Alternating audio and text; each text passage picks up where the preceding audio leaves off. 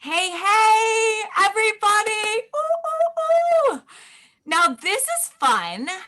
Usually, when I do a podcast, I just have one other person I'm talking to. I got several, and I'm so excited to be here and to be in the presence of these women. Not everyone has to be a woman or a female to be on the podcast, of course, but these are some of our favorite and most listened to episodes. And I have some special guests here with me. And I'm just thankful you're here. Ooh, ooh, ooh. Yay! They're giving me all the high fives. And there we go. Good. Thank you. Okay. So I want to just go around and we're actually going to start with our youngest person who happens to be my daughter. It's Addison. Hey, say hey, Addison. Hello. Okay. So we're going to start, and Addison is actually episode number 39 and 46.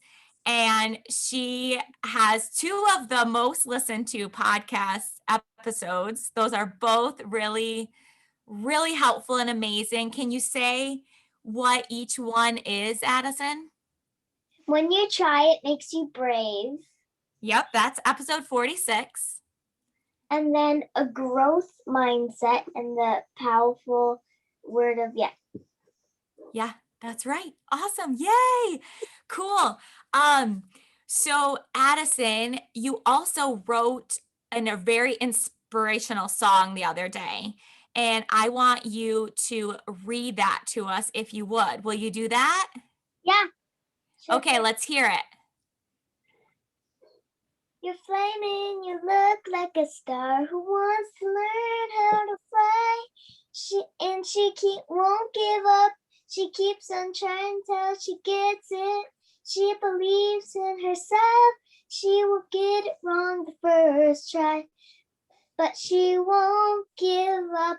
She believes in herself.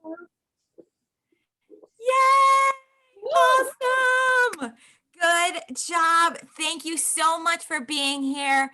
Once again, the third time on the podcast. And I didn't say what we're celebrating. Oh my goodness, we are celebrating the 100th episode of the Making Changes You Love to Live With podcast. Yay!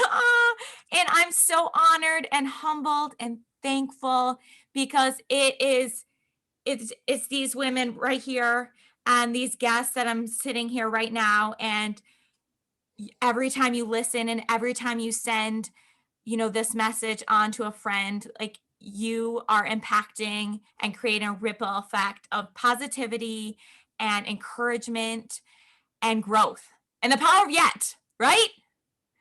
So thank you, Addison. And we're going to hear from a few of our other guests that are most listened to podcasts and that are really helping you with their knowledge and, insights and everything. Okay, so here's how this is going to work. I have a couple. First of all, I want to hear, I'll say the episode number and you see if you remember what we talked about on your episodes. Can we handle that? Okay, I'm going to call you out because that's my style. That's the only way to do it. So we are going to start with Amanda, who has also, we're just starting with both. You have two episodes that are right there and people are loving and listening to them. 21 and 44, episode 21 and 44. Do you remember what we talked about, Amanda? Yes, because I looked it up today. So I think the first one was momentum and how to deal with resistance as you're moving forward. And then the second one was about being fierce and carrying a fierce energy. Yes. Get it? So good. You did it. Ooh, ooh, ooh. And I I loved every single one of the episodes. And I have shared in the Fierce Workout class both episodes because we always leave with a resource every Sunday in that class. And those have been super helpful episodes to reference for that class. So yay. Okay, I- Christine, you're up next. You have 2 episodes. Word of the year, which was super fun that we did kind of workshop wise. That was episode 70. And that one, is kind of gave us, I took pieces of our workshop and put that into a podcast, and people are finding that helpful. And then also episode 60. Do you remember what we talked about in episode 60? Only because when Addison had her stuff together, I looked it up real fast. We talked about infusing creativity into everything. Yes, we did. I did panic a little bit because I forgot that we did the word of the workshop as a podcast. I'm like, oh no, I'm only prepared for one. So thanks for your help there. You're good. You're good. Teamwork. Woo. Awesome. All right, Beth, you are up next, and your episode is episode 76. Let's hear what you talked about a little bit. Yeah, of course. We talked about tapping into your body compass and the importance of that mind-body connection, and always feeling what that feels like so that you can really tap into your internal wisdom. So, Oh, it was so good. And I've used the concepts of what you taught us in that podcast and what we talked about in our flow series so many times. Mm. And now, as you will, like as when you take on something as your own and start to practice it, at least I like put my own little weird spin on it. As you can see, you're a star in the background. And so, I just find it really helpful to use like those insights and that tool that you taught us about the body compass and tapping into your intuition as like putting on an outfit, almost like feeling what it feels like to put on an outfit. Absolutely. So that's kind of, one of the ways I've kind of taken it and tweaked it a little bit. Who knows if the powers of be would say that's cool or not, but that's what happened. Yeah, you're making it your own and it's working for you. And that's really what it comes down to. It's having that wherewithal at any given moment, little things, big things, but really staying in your integrity so that your mind, your body, your heart, your soul, it's all in alignment. But it all starts with that mind-body connection and really calibrating your body. So you're ready for it and you're ready to follow that compass wherever it leads you. That's awesome. And that's episode 76. So definitely, if you haven't listened to that yet, go ahead and listen to that right after we're done celebrating this 100th episode. All right. Okay, here we go. I want to hear from Cynthia, Fitness Inspirer. She has an episode that's already out and one that's coming soon. But this episode is episode 42. And do you remember what we talked about, Cynthia? I sure do. So in episode 42, we talked about meal planning and planning your workouts for success. Mm-hmm. Yeah. And she is so organized. I get myself like, I love getting all excited in the creativity part. And then Cynthia has this magical way of simplifying it and making it really actionable. With some of the resources we have in our signature program. And I was like, whoa, can you share this with the rest of us? And so she did. So thank you for that, Cynthia. It's awesome. Okay, so here we go. I'm really excited for this next part, and I did not prep you at all. And that's the way I like to do things. So here we go. I want you to get in the zone, and I want you to close your eyes if you want to. If that makes you feel super uncomfortable, just look away from the screen. And I want you to think of, we can do some time traveling, and you're going to be able to go visit yourself for 5 minutes at any other time in the past. And you're going to be able to go visit yourself. And I don't want to hear the whole speech, but I want you to hear, or I want to hear what you would say to her and what age you were. So like, what comes to your mind and what age are you? What do you look like? What are you doing? And what would you want to say to her in that time in your life?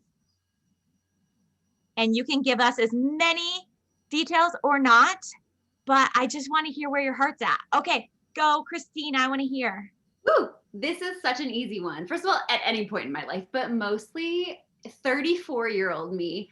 I'm 35 now. So like a year ago and some change when I had this, like that we talked about in my podcast episode, but where I was like, oh my gosh, I feel like I really need a life change. I need a total career change. Should I do it? And I was so scared. And I think that stopped me from making the leap from a professor to an artist for such a long time. And I'd be like, it's okay, dude, just do it. It's going to be so much fun. Like today, you guys, like is a Monday. And I'm like, yes, it's a Monday. I love Mondays. I love Monday mornings. What projects do I have to do today? So if I could just tell myself that, to just be like, trust the process, you're doing the right thing. I mean, I'm loving like seeing the art on your wall and it looks so good. And I love that your vision made like everything about it. Behind me, this tapestry, she did this. I love it so much. So yeah, I just would say you are so trust your gut. Don't be so nervous and have so much fun with this transition. Oh, have so much fun with this transition. I love that send off. Yay. Thank you for sharing that, Christine. That is awesome. All right. Who's next? All right. I'm going to call on you. Beth, go ahead. I would say my 30-year-old self, which was not last year, I might add. I'll be 48 soon, but at 30, I took on a lot of roles. Mm-hmm. I was freshly married. I was about to have a baby, and I felt like I knew exactly how I was supposed to do it because I listened to everybody else. Mm-hmm. And I'm learning now that I need to peel back a lot of that social self, the way that I thought I was supposed to live my life because everyone said this is how a successful parent parents. This is how a committed wife is a wife. This is how a mom shows up. And I did it really, really good. I believe that I did all that I could in their eyes, not only for the people, but the experts that said it. I feel good about the effort I did, but I really definitely lost sight of so much of who I am and what I am and listening to my own self. And it's not just an identity thing. It literally is, I allowed other people to steer my course. And so I am back, I'm in charge, I'm excited. But it's taken, I'm literally having to peel back, little pieces of this rose every day and really look at what matters most. And it's difficult because I'm ruffling feathers. I'm rocking the boat. I'm disturbing the apple cart because the systems around me don't know what's happening, but I know what's happening. And as long as I'm in my integrity and my truth, and I do it in a loving and kind way, it's what's right. So I think I would have told that 30-year-old self, don't let everybody else be your expert, be your own expert. So that's mine. That gives me the chills. I love that. I know I'll be listening to this podcast. I mean, most of the time I'll like speed it up. Let's be honest. Because I heard it once and now I need to be reminded of things like that, Beth. Awesome. Thank you for sharing that and being vulnerable with us like that. All right. Who's next? I'll go. Are you going to go? Okay. I will go. There were so many ages I think that came to mind is like of my life. But what sticks out the most are actually the ages of my two children. So I have an almost 16-year-old and then I have a 13-year-old. And I find with parenting that it's almost like I relive that season of every age that my kids like. And I think that then there's a piece of like reparenting that that age of myself as I am parenting my kids.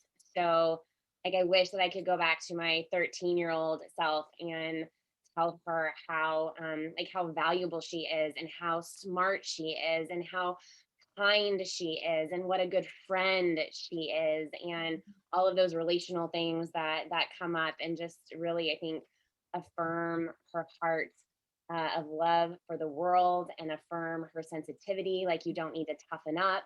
Like that sensitivity is actually something that's really beautiful. And I think the 16-year-old self, it would so like I look at my kids and what they have, and they just have such a strong sense of self, and they know what they love, and they know who they are, and they know how to pursue that. It's like there is this, he's like, gosh, I wish sometimes that I would have been more like that, like the tools that they have and that they've been given. And so yeah, just I think to like in me, like holding me, like achieving and working hard and wanting powerful visions for my life and to be successful, along with cultivating really healthy like friendships and relationships. And I think the other thing that I maybe would have told myself is that I don't need to have my entire life figured out at 16. Like, just like do what you want right now. It's for a Yeah. season. You don't need to like lock in the boyfriend for like the rest of your life. You don't need to like figure out what you want to do as a career for like the whole thing. Like, you're young, you got time. And like I think like at 42, I even want is like, I don't need to lock it in all the time. Like, Oh, let's just do things right. for a season and see how it goes and see how you like it. And so like that would be the advice that I would give to myself, and probably give to myself now too. That's awesome. Full circle. I love it. All right, Cynthia, I want to hear from you. All right. So it's interesting, Amanda, because I share some of your similar sentiments. But as I think back, I also thought about my high school or college self. But what stood out most was probably 32-year-old me when my second daughter was born, because she certainly showed me that life doesn't always go as planned and that you have to learn to go with the flow and be flexible. And for someone that strives for perfection in so much of what they do in life, she really taught me that, you just have to be flexible, go with the flow. During that same time, my other daughter started with all of her own creative fashion sense. And in the beginning, I remember wanting to help craft that perfect outfit for her. And finally, I was able to just let go and let her be herself with her own fashion sense. So it's kind of neat to look back on the past few years and how being able to let go and embrace that individuality of each kid has been really neat. And it's allowed us to just have more time to play and be present together. And I kind of think back to Christine's workshop that she did with us right before New Year's. And my word of the year for this year was simplify, and just that idea that it's like okay to have white space in life. And that's really something that I've had to learn in the past few years with kids, because to be a good mom and good at your job and a good friend, you just need to let go sometimes. So Yeah. Oh, so good. All the heads are shaking. Yes. Yes, for sure. Oh, I love that so much. And one thing that I would say to myself at different times in my life is like, just go ahead and look at myself. And I want to say this to every one of us is you're good. You're good. Period. You're good. And that's gonna like make me a little emotional, which reminds me that I didn't say the one of the most poorly titled episodes that I've had is actually one of the most popular. So the content does matter. It's not just about the title. And the two of the episodes that I did solo that are favorites, and if you haven't listened to them yet, I want to encourage you to do that. Like, go for a walk or do something self-care that feels good to you right now. That feels like self-care in this season of life. And that's episode 66. And the title is, wait for it, please tell me something like this has happened to you before. But the idea is this, like, you are worth investing in yourself. Like, you are worth investing in yourself, and you are absolutely enough. And those are the cliff notes, but you gotta listen because there's some funny stories in there. And this all happens in right next to the cheese cooler. Beth just texted in the chat, cheese. So yes, please, that's episode 66. And then the other one is episode 23. And that's 5 strategies you can start now to establish a healthy fitness routine. And I'm really passionate about starting where you are right now. And that is exactly where you need to be, no matter what. It is not, another thing I would tell my younger self is it's not a linear line. I don't know if I'm doing it at the right angle. It's not linear, nor should it be. Let's have some fun with the ups and downs, and yeah, we're growing over time. But there's been some times in my life in different areas that I was like, whoa, this is a little bit down right now. This is a hard time, right? And just having fun with it. Like the beginning of this is what's coming to my mind right now, so we're gonna go with it. But like just embracing, and at the beginning of this like sprint, it's a turbo, if you've ever heard of a turbo kick, that I love teaching this style of class. There's like sirens that go off, and I always say, like, the rules are we keep our feet moving, we have fun, and we scream like we're going down on a roller coaster at the start of this. Like, this is a sprint, put your hands up, let's do it, let's go. So, oh my goodness, give yourselves a hand, give yourself a pat on the back. Thank you for being all here. Like, I can feel your presence, and your presence matter. Your presence matter. And if there's anything like that's coming up for you right now that you're like, you know, I need to say this right now, I want you to go ahead and give me the signal and say it now, and we're going to finish up. Does anything come to your mind? Yeah, go, Amanda. Unmute yourself. Thank you for bringing us all together. Like, listening to Christine and Beth and Cynthia, I'm like, gosh, I want to go back and listen to those podcasts if I haven't already. And Kirsten, like you, one of the things that people ask me the most, it's like, what can I do to like help me? It's like, surround yourself with incredible people. Like, I don't know how to get through anything without my team. I have like a board of directors in my life, as a parent, as like all of it. And I just want to acknowledge you for surrounding yourself with such wise, powerful people, whether it be male or female, because I think that just says so much to who you are and who you're becoming, and your power and your impact in the world. And so I want to acknowledge you for that. And thank you for even bringing me into community with such other amazing women. I think that just says a whole lot to who you are and why you are who you are. Thank you, Amanda. Thank you so much. That means a lot. Yes. All the hearts. Yes. Okay. So when we support each other, incredible things happen. We know this. Like, accept that. Empowered people empower each other. I changed the words of this little thing I got at the store to make it inclusive.